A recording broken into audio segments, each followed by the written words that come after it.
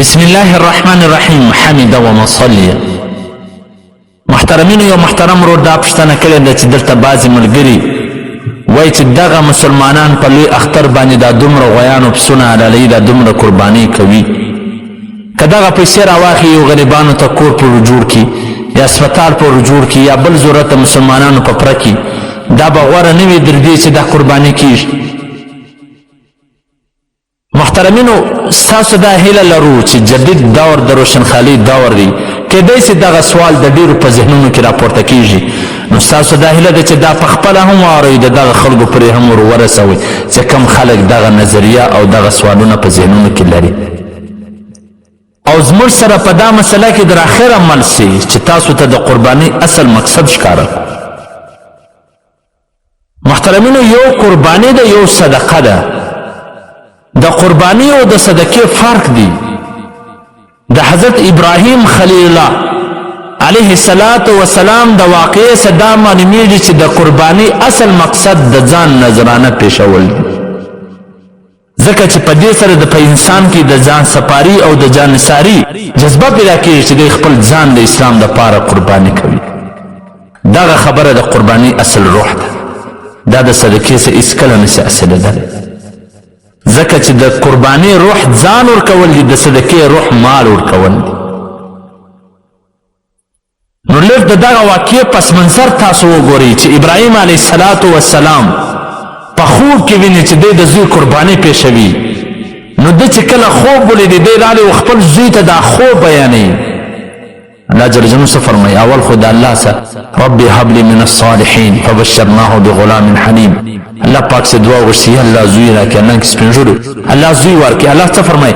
فلما بلغ معه السعی، چې کله دی غټ سو د پلار سره منډې شروع کړې را غټ سو، نو بیا د خوب ولیدی چې دی دا زوی قرباني کوي. بیا راغلی و د خپل زوی ته قال یا بنی انی ارا فی المنام انی اذبحک فانظر ماذا ترى، چې ای زما بچې زه وینم په خوب کې چې تا حلالوم قرباني کوم دي، فانظر ماذا ترى، ستا څه رایه؟ لږ دا په غور سره واورئ. هغه زوی څه ورته وایي؟ قال یا ابت افعل ما تؤمر، ای بابا جانه چې کوم امر درته سوی دی هغه وکړه، ستجدني ان شاء الله من الصابرین، ان شاء الله تعالی زه به د صابرینو سه یم. دا نه و چې زه به صبر وکړم زه به داسې نه، ان شاء الله زه به د صابرینو سه. ابراهیم علیه السلام د خپل زوی را روانوي، د شیطان څخه دغه قرباني نه برداشتېږي. هغه کله د ده مور د اسماعیل علیه السلام مور له منډې وي، کله ابراهیم علیه السلام نه، کله دا کوچني نه چې رنګارنګ وسوسې او سوچونه ورچي چې نه دا خو تا په خوب کې دی چې الله ویلي، مثلا چې الله ویلي خو د جبرائیل علیه السلام نه رالیږلی چې قرباني یې کړه، اوس په خوب باندې ته داسې قرباني کوې. د انبیاو خوب هم اصل وحي، خو شیطان دی. بیا به اسماعیل علیه السلام نه را منډه کړه، بیا به دغه مور له منډه کړه. دغه د ابراهیم علیه السلام بیا راولاړ د شیطان په ډبرو وویشتې، په کاڼو وویشتې چې هر حج لځي دغه شیطان په ډبرو ولي. دا هغه طرف ته اشاره ده چې هر یو ته به د دې قرباني په وخت کې شیطان مخته راځي او داسې په ډبرو کله چې راوستي. فلما اسلم وتله للجبین، ته د خپل ذهن پر خپل سوچ کې دا فکر وکړه چې دغه ښایسته نازګن زوی چې په دعا او په ډېرو زاریو د الله څخه غوښتي دي او اوس غټ سو، د ده سره منډه شروع کړه، کار یې ورسره شروع کړي، نو هغه وخت کې دی پرې باسي. الله فرمایي فلما اسلم وتله للجبین، پرېیستې پورو مخې پرېیستې، دا خپل بچی نازګن بچی پور مخې پرېیستل، پر هغه چاړه راکشل، د دې تصور چې وکړي بېشتان به دې شک شک ودرېږي. ابراهیم خلیل الله د دې نظرانه پیښوي. چاړه چې کله پراکش کله جبرائیل علیه السلام په منډه راځي، ونادیناه ای یا ابراهیم قد صدقت الرؤیا انا كذلك نجزي المحسنین، چې ابراهیم تا خپل خوب رښتینی ثابته کړي، الله تا ته د دې جزا درکړي. هغه قرباني یې راوسته فدیه، د خپل بچي قرباني او نظرانه پیښوي. نو دې ته د دې څه دا معلومیږي چې دا قرباني ده، صدقه نه ده، ځکه د صدقې دپاره خو څه ورځ متعین نه وي، د قرباني دپاره دا ورځ متعینه، ځکه و دې ته یوم النحر وایي. داسې هر څو پیسو ته خرڅ کې، د اختر په ورځو کې، دا 3 ورځو کې چې هر څو پیسې خرڅ کې، دغه قرباني نه وکړې، دغه اخترئ نه کې حلال، دا هېڅکله نه قبلیږي. په حواله سره د بدایع سنه هجري نمبر 5 صفحه نمبر 6. نو ابراهیم علیه السلام نه شیطان منډه راوړې د دغه قربانۍ سے منع کاوي. هغه شیطانان نن مسلمانانو په ذهنونو کې دا ور اچوي چې دا دومره اختران دا دومره قرباني کړي، دا ولې د غریب په پیسو باندې غریب ته یو کور نه ور جوړي، ولې هسپتال نه په جوړي. محترمینو دا صدقه نه ده، الله حکم دی قرباني قرباني به کوې، صدقه خو نه ده. د بعضو ګوره زه حیران وم دې ته، شیطان د دغه خلکو څه دا فلمونه څنګه پټ کړي دي چې په یو فلم باندې په عربور پرې خرڅېږي، مسلمانان یې جوړوي.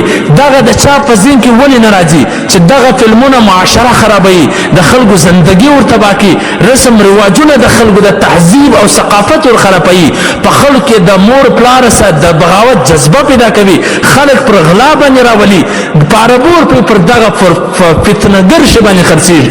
ولی چا دا نه ولی چې دا پاره بور پی ولی د غریبانو په کورونو نه خرڅېږي، په کرونور پی په بیوټي پالر کې خرڅېږي چې خالي د سنګار د پاره د شپې د ښایست دپاره. ولې ورځ چا نه ولی چې دا بیوټي پالر باندې پاره بور پی خرڅېږي، دا غریبانو مسکینانو ته یو سړی په کرور پی مټر رانسي. ولې ورځ نه ورته ودرېږي څوک چې ته په کرور پی مټر رانسه، په 10 لکه رانیسه، دا نور غریب ته په کار راوله. په عربور پی بنګله جوړوي، ولې ورځ چا نه ورته ویله چې دا بنګله خو په 10 لکه په 6 لکه هم ښه کور جوړېږي، دا پر غریبانو باندې خرڅ کړه. لیکن دا قرباني ده، د دې قربانۍ په مخ کې شیطان ودرېږي، وسوسې او دارنګه وهمونه ورچي چې دا په 1 لک پی غویې رانیوي. دا نه دا تصویران دا ورکي چې په 1 لک دې رانیوي، ولې په 60 زره نه دا نور به غریبانو ته ورکړی. نه محترمینو چې څومره ګرانه قرباني کي هغومره به ثواب زیات وي، چې څومره په ګرانه جذبه سره کوي. ابراهیم علیه السلام د خپل اولاد نظرانه پیش کړ. نو په دغه ورځ باندې چې په عربور پې خرڅ کې دا ځای نه نسي، ځکه دا قرباني ده. قرباني به کوې څه د لمانځه پر ځای چې څونه روژې ونسې په لمونځ نه په ادا کېږي، ځکه دا قرباني ده، دا په صدقه سره نه ادا کېږي. قرباني به کوې او هغه چې کوم په طریقه د شري پسه به حلالې، غویې به حلالې، په نورو طریقو سره دا نسي کېدلی. دا هغه شیطانان دي چې ابراهیم علیه السلام یې د قربانۍ سره ګرځوي، د عظیمې قربانۍ سره.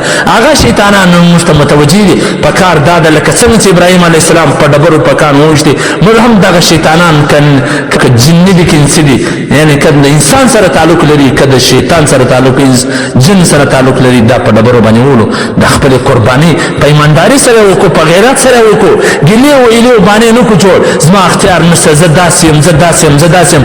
دا یو وخت 10,000 روپۍ 8,000 روپۍ 9,000 روپۍ دا خو د معمولي سړی هم پیدا کولی شي.